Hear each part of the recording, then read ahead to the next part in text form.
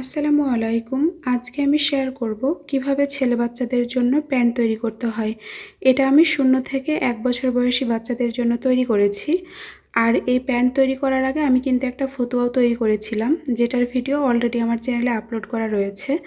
যারা এই ফতুয়া তৈরির ভিডিওটি এখনও দেখেননি তারা এই ভিডিওর কমেন্ট বক্সে প্রথম কমেন্ট থেকে অথবা ডিসক্রিপশন বক্সে দেওয়া লিঙ্ক থেকে ভিডিওটি দেখে নিতে পারেন।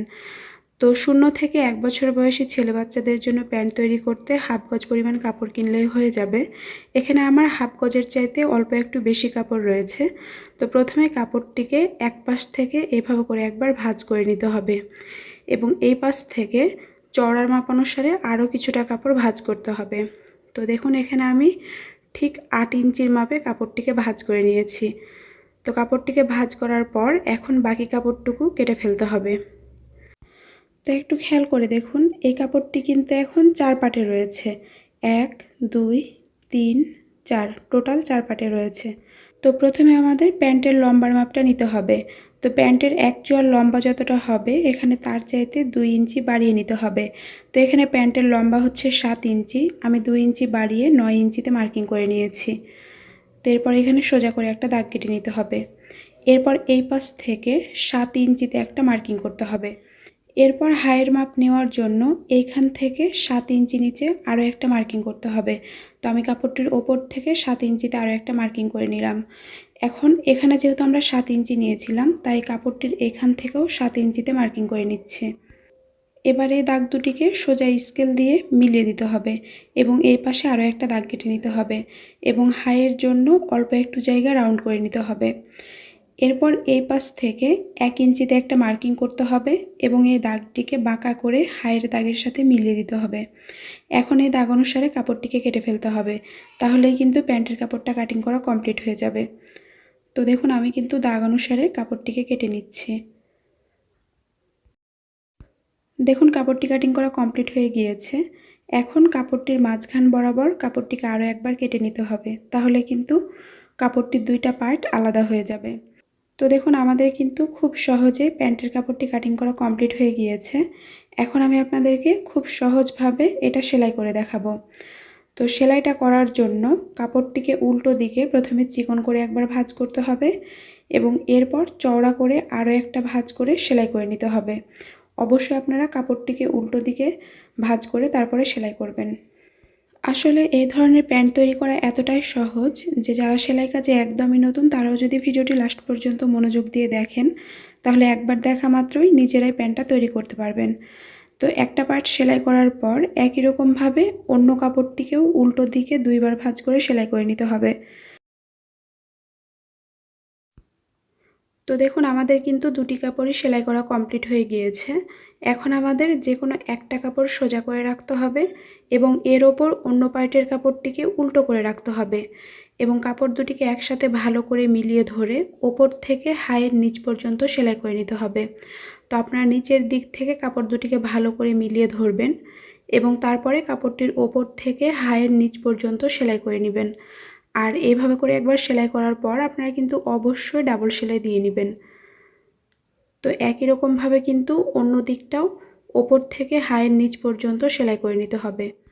তো আপনাদের কাছে এ পর্যায়ে ছোট্ট একটা অনুরোধ, যারা এখনও আমার চ্যানেলটিকে সাবস্ক্রাইব করেননি তারা প্লিজ আমার চ্যানেলটিকে সাবস্ক্রাইব করে পাশে আসা বেল আইকনে অল ক্লিক করে দেবেন পরবর্তী ভিডিওর নোটিফিকেশান পাওয়ার জন্য। তো দেখুন 2 দিকে সেলাই করা কমপ্লিট হয়ে গিয়েছে। এখন কাপড়টিকে এইভাবে করে 2 পাশে বের করে নিতে হবে, তাহলেই কিন্তু প্যান্টের 2টি পা আলাদাভাবে বের হয়ে যাবে। তো এতটুকু হওয়ার পর এখন আমাদের পায়ের রানের মাপটা নিতে হবে। তো এজন্য আমি কাপড়টির বন্ধ সাইড থেকে 6.5 ইঞ্চিতে একটা দাগ কেটে নিচ্ছি। তো আপনারা চাইলে কিন্তু 6 ইঞ্চিতেও দাগটা কাটতে পারেন। তো 2 পাশ থেকে এইভাবে করে 6.5 ইঞ্চিতে 2টি দাগ কেটে নিতে হবে। এরপরে এই দাগটিকে ওপরের দিকে 1.5 ইঞ্চি পরিমাণ উঠিয়ে নিতে হবে। তো একই রকমভাবে এই পাশ থেকেও দাগটিকে ওপরের দিকে বাঁকা করে 1.5 ইঞ্চি পরিমাণ উঠিয়ে নিচ্ছি। এখন এই দাগ থেকে 1/2 ইঞ্চি পরিমাণ বাইরে দিয়ে কাপড়টিকে কেটে ফেলতে হবে। এরপরে এই দাগ বরাবর কাপড়টিকে সেলাই করে নিতে হবে। তো আপনারা এইভাবে করে কাপড় দুটিকে একসাথে মিলিয়ে ধরে দাগ অনুসারে সেলাই করে নেবেন। আর একবার সেলাই করার পর অবশ্যই কিন্তু ডাবল সেলাই দিয়ে নিতে হবে। তো আমি ডাবল সেলাই দিয়ে নিচ্ছি। তো দেখুন হায়ের অংশটুকু সেলাই করা কমপ্লিট হয়ে গিয়েছে। এখন আমাদের প্যান্টের কাপড়টিকে উল্টিয়ে সোজা করে নিতে হবে। তো দেখুন আমি কিন্তু কাপড়টিকে উল্টিয়ে সোজা করে নিয়েছি। এরপর আমাদের প্যান্টের কোমরে রাবার বসাতে হবে। এজন্য ওপরের দিক থেকে কাপড়টিকে উল্টো দিকে এভাবে করে চিকন করে ভাঁজ করে সেলাই করে নিতে হবে। তো আপনারা উল্টো পাশে অল্প পরিমাণ কাপড় এইভাবে করে ভাঁজ করে প্রথমে সেলাই করে নেবেন। তো এইভাবে করে পুরো কাপড়টিকে সেলাই করে নিতে হবে।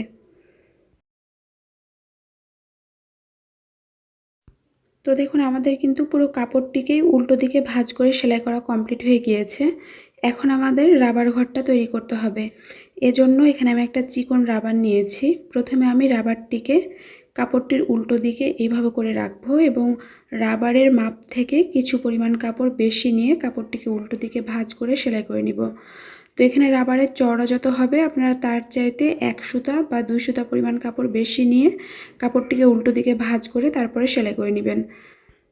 আর আপনারা প্যান্টে যে রাবারটা লাগাতে চান এখানে কিন্তু ঠিক সেই রাবারের চওড়ার মাপটা নিয়ে কাপড়টিকে ভাঁজ করে তারপরে সেলাই করতে হবে।